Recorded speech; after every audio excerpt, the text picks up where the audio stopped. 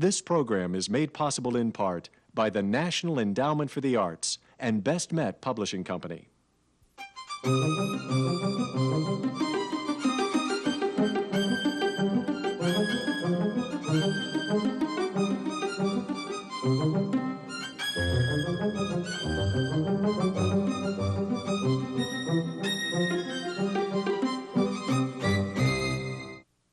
Roland Flint talks with Terence Winch. Welcome to The Writing Life. Today we are talking for a while with Terence Winch, the Irish-American poet, musician, composer, and in his day job he's head of publications at the National Museum for the American Indian. A couple of years ago I began a review of what was then Terence Winch's new book of poems called The Great Indoors. I want to read just a little of how it began. Reading Terence Winch's new book of poems, I'm reminded not only that he is a poet I've imitated and consciously tried to learn from since I first read his poems some 25 years ago, but also that he is one of my favorite contemporary poets. No one is as cleverly topical, as contemporary in his voice. No one is as fresh in his language and observations. No one is funnier. My other heroes in liveliness, wit, and colloquial freshness are Charles Simic, Paul Zimmer, and from a bit earlier, John Berryman. But none makes me laugh out loud as often, or as loudly out loud, as Terence Winch. One of the first poems to do so I read many years ago. It was only 4 lines long, and here are the last 2. Something strange had come over me. It was an orange helicopter. I still like that. Before the book of poems, The Great Indoors, what I had read by Winch most recently at that time was a book of short stories, The Contenders, which has all the same swift currency and raffish intimacy and all the bright invention of the poems, all of which means I'm happy to have this chance to chat with my friend Terence Winch. Welcome to you. Thank you, Roland. It's great to be here. And I wondered what happened to that review. I wrote a little more than that, and maybe I still will finish it, but I'm ashamed to say I didn't finish it. No, that's great. That's great. I appreciate that. Why don't you read something for us? Why don't we start with... Okay. I'd be happy to. I brought a number of things. Tell us, well, something new, something old, whatever you like. Well, actually, I'll start with a new poem that is called On the Sad Height. It's a villanelle. And as you know, I like fooling around with different conventions and forms. And I think this is, though, the first villanelle that I've written, and I like it, so I'll read it. If you don't know, villanelle means very hard to do. It's a 19-line poem that has, in which 2 of the lines are repeated at various set places throughout. Very hard thing to do. Get old enough so you won't have much to fear. By then the music plays inside your head, and everything beautiful must be learned by ear. In the bathroom mirror, I behold my wear and tear. In our bedroom, I try to levitate in bed. Get old enough so you won't have much to fear. Meanwhile, my son at 6 wants to keep me near, and we sing together every night, head to head.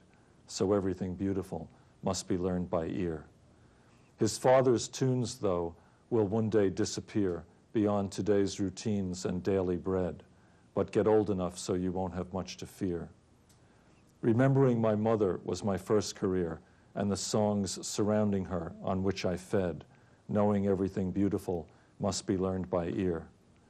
We may waltz in the kitchen now, my dear, or dance out of time in our sleep instead. Get old enough so you have nothing left to fear. Everything beautiful must be learned by ear. It's very nice, I think.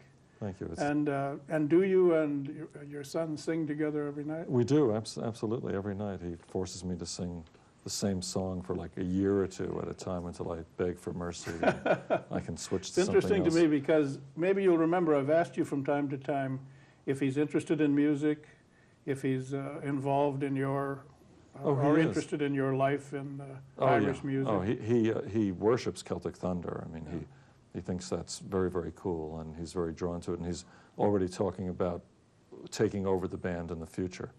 Because I remember you told me once that you got your interest in it from your father. I did, Your father taught you music. Yeah, my father played the tenor banjo. Played an Irish dance bands in New York at Cayley's and parties and things like that. So he loved Irish music and brought us all up to feel the same way. It's wonderful. Yeah, he was a great guy. Besides the great indoors, the poems, and the contenders, the stories, Terence Winch has published another book of poems, full book of poems, Irish Musicians, American Friends, for which he won the American Book Award in 1986. And he has also seen into print about 8 chapbooks, those little pamphlet books, where I first encountered his poems. He has other distinctions too, besides the American Book Award, including a grant from the National Endowment for the Arts. But in my opinion, he is still shamefully little recognized by the critics. In addition to his fiction and poems, he's a composer and, as I said, songwriting musician. He also plays the button accordion with the Irish band Celtic Thunder, of which he's a co-founder. And so we're just going to talk for a while today and hear some poems, old and new, I hope. I've got Just don't ask me to sing. and whatever we want to do. Okay. So, what else do you have? Well, you mentioned some of those old chapbooks. I thought I'd read a poem that I read a lot when I'm actually reading with the band now. I don't think there's any other traditional Irish band around that has a poetry slot in its concert set, but we do now. And this is one that I read a lot. And of course, you need to read poems in that context that are pretty accessible and maybe occasionally funny. And this is one that goes back to the first chapbook I ever published about 25 years ago. And it's a poem called The Garbage Sacrifices, which I've always thought of as a kind of surrealistic Irish-American Bronx poem. All over America after dinner tonight, you can see them. In kitchen after kitchen, woman after woman is bending over the garbage bag, scraping her plate clean. Behind her, the family lines up, each to scrape his plate. Bits of glistening fat, bread crusts, bones, stumps of asparagus, greasy napkins. It is all thrown into the bag. The families fill up all the bags. After dark, the youngest son brings the bag into the alley and stuffs it into a can, crushing the bags other families have already put there. The families must fill up all the cans. Early in the morning, before it's really light, the men come for the bags while the families are still asleep. But every so often, a family forgets to put its bag in the can, and the men come and find that a bag is missing. And on those dark mornings when the men come and find that a bag is missing, one family always disappears. Which is that from? Which of your chapbooks? It's called Boning Up. Oh, I discovered today when we were talking that I have almost all of those chapbooks from those days. That's one I don't have. And the nuns. Right, nuns. That mystery in American literary history. Right. Appropriately enough with an Edward Gorey cover. What are you working on now? I've put together a new manuscript of poems called Suburb of Drunk Actresses, which is just a collection of poems from the last 4 or 5 years. And that's sort of circulating now in the mails. That's the title of a poem in Great Indoors. No, I don't think so. Thought I'd seen it somewhere. I don't think so. I don't think it is. Although I could be wrong. I'm terrible about that. And I've started working on a couple of other projects. I used to write fiction, but because my life has been so busy lately, I really haven't been able to devote much time to fiction, which, as you know, requires a commitment to write pretty much every day for a fairly decent chunk of time, and quite often I don't have that. So I've tried to construct different writing projects that will accommodate my life and the limitations thereof. So I've started writing a series of very, very short prose pieces that are nonfiction, but are written really with a lot of the same techniques that a short story would employ. And those are largely focused around my life in music, mostly with the band, but sometimes not. And I'm having a lot of fun with them. I've probably done about 10 or 15 of them, and I hope in another year or two I'll have a book's worth of those stories to put out. And also started writing, just very recently, a series of poems that will be more like the poems in Irish Musicians, American Friends, more kind of flat, narrative, colloquial poems that at this point I plan to all have center around my experiences as a Catholic, growing up Catholic. I started realizing that I had a million stories about different priests and brothers and nuns, and starting really with that chapbook Nuns that you mentioned. So I want to do that, and I've also been writing a series of 10-line poems that are more like language poems than anything that I've written before, and I don't really know what to make of them or know what to do with them, but I'm writing them anyway. So that's sort of what I'm doing. I'm also writing music, which I try to do, although the music comes much more slowly. Songs especially come very, very slowly. Oh, is that so? Yeah. I mean, there's such a more complicated process involved in trying to match the music with the lyrics and have it all sound right and learn how to play it and that You kind do of most thing. of the songwriting for the Celtic Thunder, don't you? I do, yeah. I mean, we don't do all my songs. I mean, No. we do songs from all over the place, but we do a number of my songs as And well. When America Was Irish, that's yours? When New York Was Irish. When New York Was Yeah, Irish, when New York excuse Was Irish. That's Yeah. one of mine.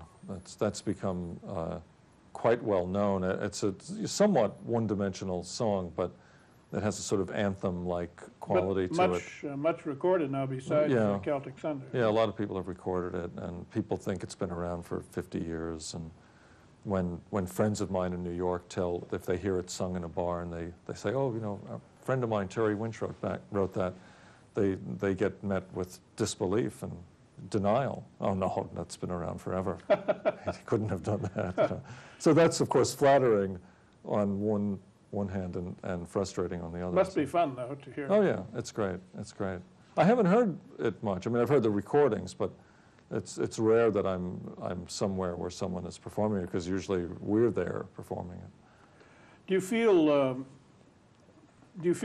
that you're more a poet, or you're more a songwriter, more a musician, more a story writer? Do you feel a let's say an exclusionary commitment to one more than the others?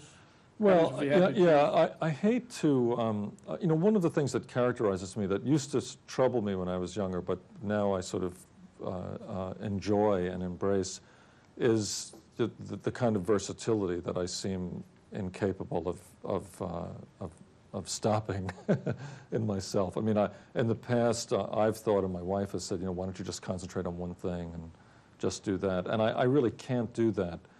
I find the different kinds of work I do to be very, very appealing, and I like doing it, and I'm good at doing it in certain ways, so I keep doing it. But probably if I were really pinned down and I had to pick something, it would be poetry. Mm-hmm. That's what I feel I'm best at, I guess. I wondered it when you said because your schedule now is so hectic, you can write poems, but you can't write fiction because Yeah. you don't have the sustained time to do it. But you don't feel otherwise a kind of separation between them. You can go from one to the other, or to songwriting. Can you do that?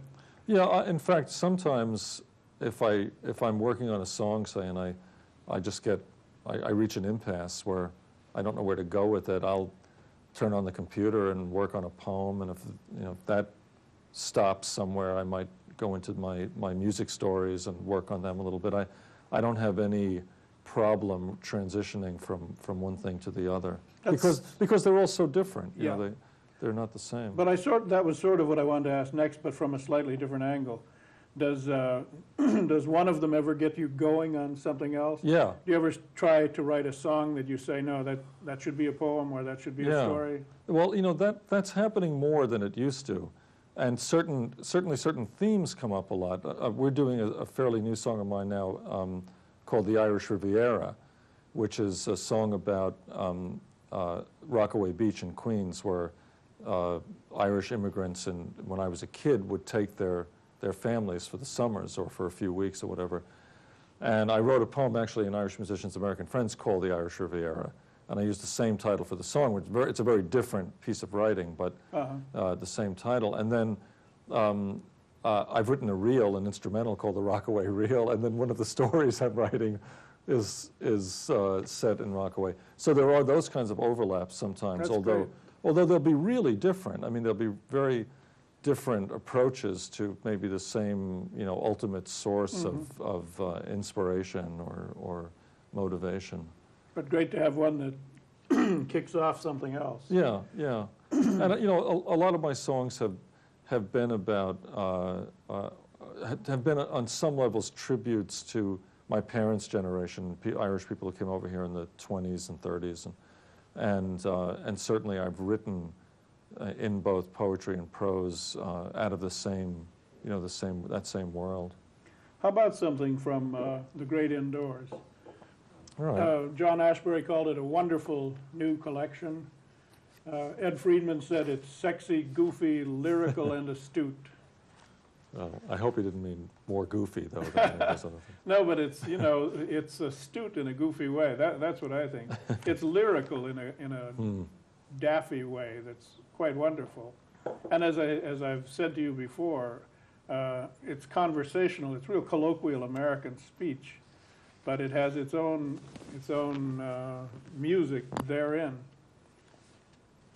I have some choices. What did you have in mind? I was going to do this one, Success Story. That's one of mine. Oh, okay. I actually wrote this almost as a joke because people complain a lot how a lot of poetry is very, melancholy or sad or self-indulgent, and I thought I would write something that was written sort of in opposition to that notion. So it's called Success Story. My clothes are perfectly contoured to my body. My shoes and socks fit just right. My cat is a delightful, intelligent animal. My apartment is great. The right location, cheap rent. I eat the best food. My friends love me. I adore them. My lover is terrific and beautiful.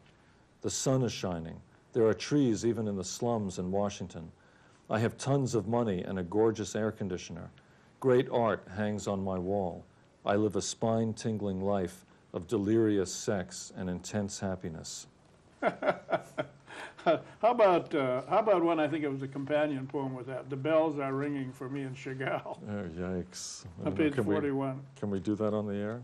Sure, I think so. Okay. This is a very old poem. The bells are ringing for me in Chagall.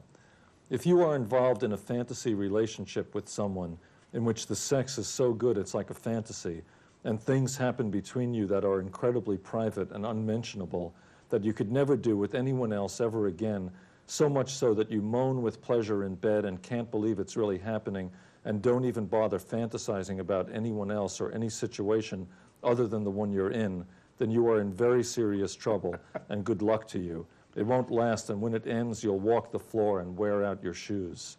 If, on the other hand, you are involved with someone with whom you have regular, decent sex that feels good and normal, but that you would never think about for a moment when masturbating, which is by no means to put it down, then the chances of this relationship lasting a very long time, of the two of you growing old together, are very good.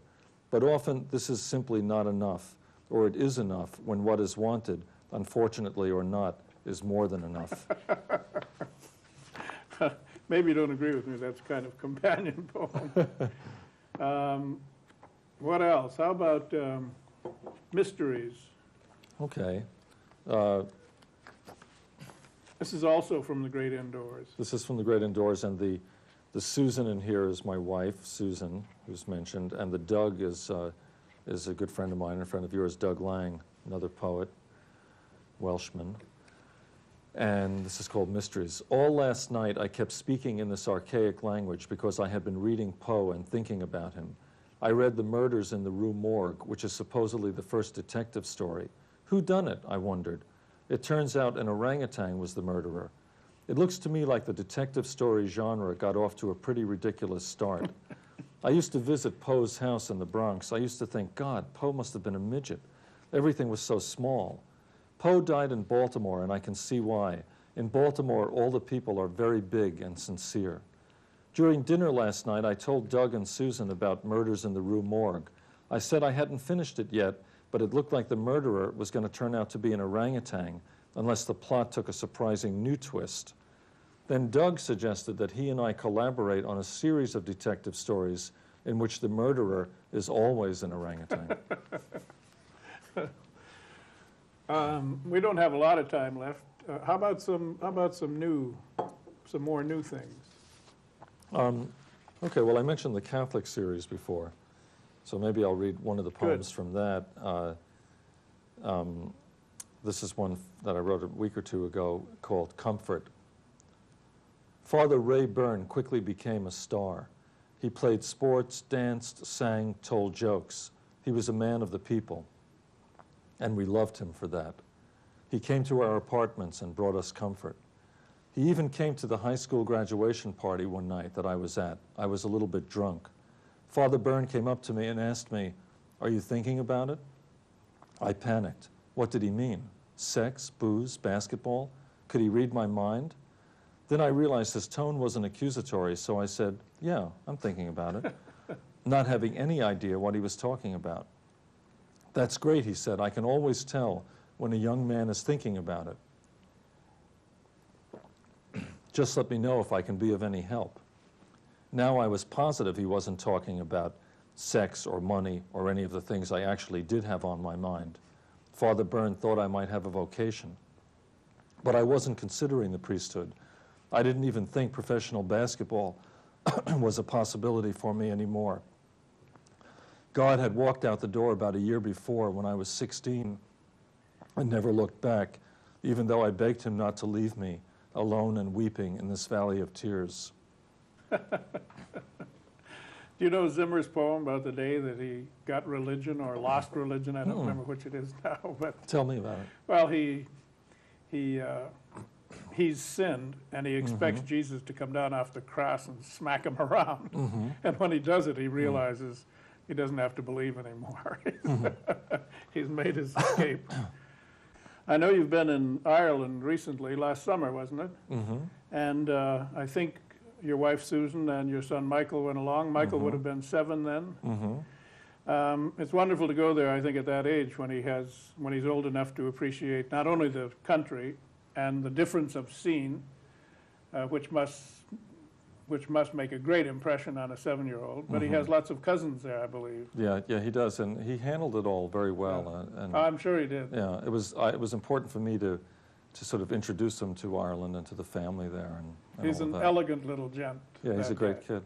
I wondered if the way that everyday American characters get into your poems and stories, if some of the Irish characters you meet are coming into your work now. Oh yeah, well they always have. You know, Irish Musicians has a lot of that. And one of the stories I've written recently, you know, the music stories, it ends with our visit to my Aunt Nora, my mother's sole surviving sibling in Galway, who I was asking her about what my parents sent over during the war and during the Depression, and she was telling me that they sent over frocks, lovely frocks that you couldn't get even in Dublin. You know, so I've used that, you know, and I keep in very close touch. I'll read a story tonight at our concert that involves my cousin Martin, who lives on the farm where my mother was born and raised in Galway, about his visit to the U.S. for the first time in '94.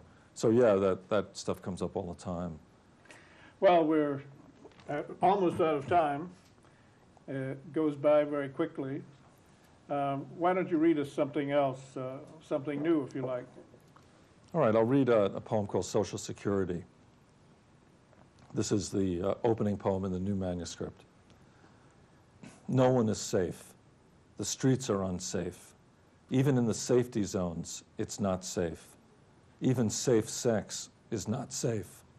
Even things you lock in a safe are not safe. Never deposit anything in a safety deposit box because it won't be safe there. Nobody is safe at home during baseball games anymore. At night, I go around in the dark locking everything, returning a few minutes later to make sure I locked everything. It's not safe here. It's not safe, and they know it. People get hurt using safety pins. It was not always this way. Long ago, everyone felt safe. Aristotle, for example, never felt danger. Herodotus felt danger only when Xerxes was around. Young women were afraid of winged dragons, but felt relaxed otherwise. Timotheus, however, was terrified of storms until he played one on the flute. After that, everyone was more afraid of him than of the violent west wind, which was fine with Timotheus. Euclid, full of music himself, believed only that there was safety in numbers. Well, it's been a pleasure talking with you. We go back a long way by now, don't we? We do, and we discovered we have no sense of direction between us. That's true. You were great friends in those when we first met with Michael Lally, Right. another Irish-American poet who's gone on to fiction and acting. Yes, indeed. And it really is true that in those days, I was reading the work that you were both writing, and I began trying to do the same thing. I was on my first sabbatical. I was at Osaba, the retreat, the artist retreat, and I had your books with me, and that's what I was trying to do. Well, just don't try to play the accordion. No, I can't. That's very flattering, and as you know, I'm a great admirer of your work, too, which I think is wonderful. What else could you say now after I've... Well, no, but it's the truth. It's the truth. Thank you very much. Thank you. It's been a lot of fun, and happy to have you on the program this afternoon. It's been a pleasure being here. And thank you for joining us on The Writing Life.